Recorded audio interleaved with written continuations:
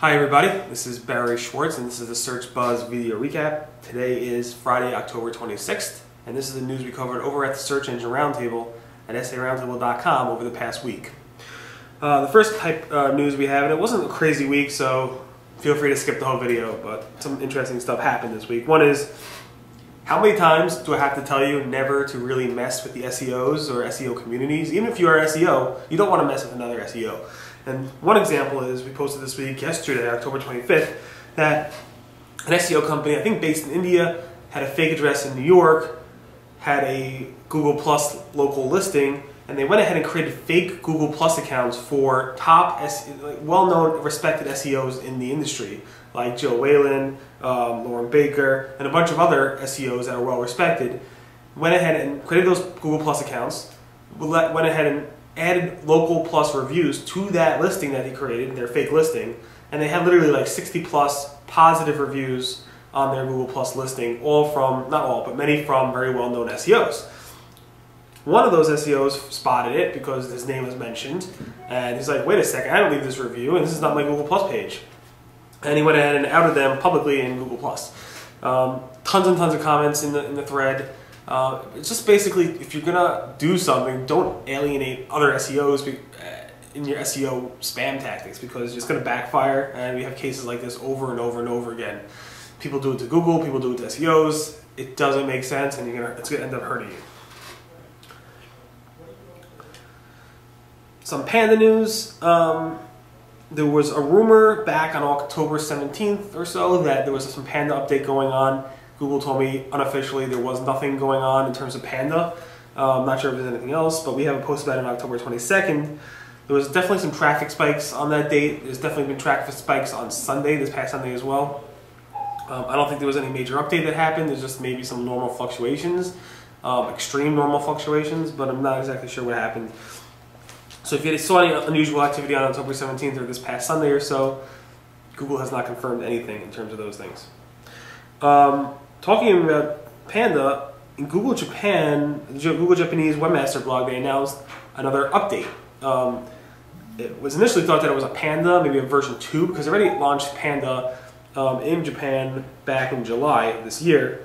But I think it's more of the scraper update. I don't know if you remember, right before Panda hit in February 24th, 2011, in January, Google released the scraper update, which I don't know if they called it the scraper update, but basically we've been calling it the scraper update. It went after purely scraped content. It seems that Google went ahead now and released that scraper update in Japan. That's my understanding. Google said it affected about 5% of search queries. Google announced this past Tuesday, I think, on October 20-something. I forgot exactly, but I think it was this past Tuesday. And the only reason I mention it is because today I wrote about it. It's a slow day, but it's Panda related, and figured, hey, why not? Because most of my readers, I think it's like less than 1% are from Japan. In any event, here's an interesting thing. We covered this at Search Engine Land. Pam went ahead and covered this at Search Engine Land. We got a tip. I got a tip from a reader, basically saying, "Hey, why is Google allowing Ask.com to go ahead and list search ads on Google, which basically just take people to search ads on Ask? So if you do a search for like typical things, what is gluten, what is definition, what is hyperlipidemia." Basically what you're going to see is our ads from Ask.com, which you click on and it takes you to an Ask.com search landing page. And then on those pages it has ads powered by Google, it has search results powered by Google, plus some other content. It's kind of like more of a search focus, but more of a, it's basically Ask.com, which is basically an answer engine. And basically Google said, no, we're not giving them any special treatment. We do not allow arbitrage, but we're not giving them any special treatment. Ask.com said we're not doing anything illegal, we're just doing it, in terms of the source. We wrote a poll asking if people think this is arbitrage. And actually 63% said no, it's not. It's not against Google's terms, it's not arbitrage. Only 33% currently said it is, and we have 320 votes or so. Maybe the whole entire Ask.com team went ahead and filled it out. Google Knowledge Graph now has relationships. It's pretty cool. So if you type in, let's say, a movie name or something like that into Google, like The Matrix, what you're going to see is if you mouse over other movies, you'll see that relationship to that movie. So, for example, if you type in The Matrix, you'll see a listing. People also search for this for the Animatrix, and it says, if you mouse over it, The Matrix and the Animatrix are part of the same movie series. if you do it with actor names, it will say this actor played in the same role as the other actor, or whatever it might be, or the same movie as the other actor. So showing these relationships on why Google decides why that should be in the search knowledge graph. So that's pretty useful information, I guess, for SEOs to understand as well. Google authorship. So a lot of things going on with that. Google's really promoting it all over the place. But you don't really need to use the documented way of using Google Plus or using authorship code in your web pages in order for you to show up an author snippet. We have two cases of where Google's automatically picking up things based off your Google profile or based off of information that associates with your Google profile. So for example, in the first one, we have a Pinterest account which doesn't have any code on the Pinterest page, but it shows on the Pinterest listing an author snippet for a user. Now, if you look at the Google Plus page of that user in the About profile, you'll see he lists his Pinterest account, which obviously links and they can do that association. The second example is a post on stateofsearch.com where an author doesn't have his authorship set up on that site, but if you look at the title tag of the page, it says the author's name, and it says the author's Twitter account. If you go to the Google Plus profile for that user, you won't see a link to State of Search, but you'll see information about the Twitter account for that user. Now, you also see the name. Google's doing that association, saying, all right, this is the Twitter account, and this is the name of that user. It's being mentioned in the title tag of this post on this third-party website. We're going to go ahead and show an Google Plus authorship thumbnail for that person. So Google's taking extreme measures. Because of this, there probably are ways to manipulate this in a spammy way, but I haven't seen major cases of that yet. I've seen some cases, but nothing really that major.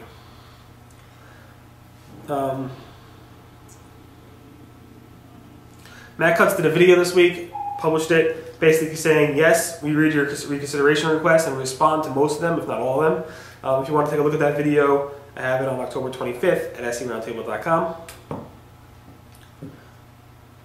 Google, alright, this is not really new, but it's the first time I've ever seen Google actually mention it. If you go to Google Answer Tools, you log in, you go to the Content Keywords report, it shows you the most popular keywords across your pages, like content keywords across your pages. Google's John Mueller said that this report does not represent how Google understands the relevancy of your website. So it's just showing you the most frequently used keywords or content keywords on your pages, but not necessarily how Google says that your pages are about those keywords. So that's what John's saying. Just keep that in mind. It's an important note if you haven't heard that before. New York Times has a great 5-part series. 4 are out, 5th one's coming out next week, about a Google AdWords advertiser who had problems. He was doing great. All of a sudden, his sales dropped, but his traffic was doing great, and he couldn't figure out why. And he goes through we have 4 parts currently live, and I have the links to them on October 26th on the New York Times, about his story and hopefully how he fixed his problems and how his revenue increased over the course of the year. So he was making $200,000 per month in revenue from selling conference room tables. That dropped down to like close to $50,000 per month for selling conference room tables, and now it's back up to above $200,000 per month. And the question is, what happened? And he shares that experience, and hopefully he'll finish that story next week on the New York Times. Google's top-down navigation. I showed you pictures of it over the course of the week, so maybe I'll embed one here. But basically, it seems to be a bit buggy, but I have a feeling they're going to release it soon. I have a feeling that this is going to be this new Google release of their UI, where it's their top-down navigation. It has some bugs, but Google's working on it, and I believe it's going to be released soon. Yahoo, I heard some reports, some unconfirmed reports in the webmaster forums that Yahoo is going to be offering an incentive for people to actually search Yahoo, like Bing Rewards. Yahoo is going to have something like Yahoo Search Awards or something, which will allow you to actually search, earn points, cash those points in for Yahoo services or products. Again, this is not confirmed information. We have a post about it on October 23rd based off of Webmaster World thread. Google's Matt Cutts. He's not just a spam fighter, he's also a Hall of Famer. He was inducted into the University of Kentucky's Arts and Sciences Hall of Fame this past a week ago Friday, I believe. So he had a rough week. His grandfather passed away earlier last week. He went to the funeral. He spent time with his grandfather a little before he passed away, and then the funeral happened. After that, he went to PubCon to give a talk. After that, he flew to Kentucky to get his award and give a speech. And it was a pretty busy week for Matt. But anyway, he is officially a Hall of Famer for the University of Kentucky. Congratulations to Matt. on that news and achievements. I read a poll, SEO politics poll, basically asking you, SEOs, are they Republican, Democrat, or something else? And I have the poll, and let me take a quick look at the results. We have 200 responses so far. Seems like 40% are Democrat, 36% are Republican, 11% are Libertarian, and 3.5% are Green Party.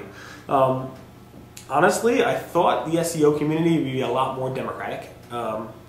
Typically, those who are more internet savvy or into internet topics and stuff like that, especially people who work at Google or Yahoo or these internet companies, are very, very Democratic. Small business owners tend to be more Republican oriented, but I really thought the SEO community would be more Democratic than just 39% or 40%.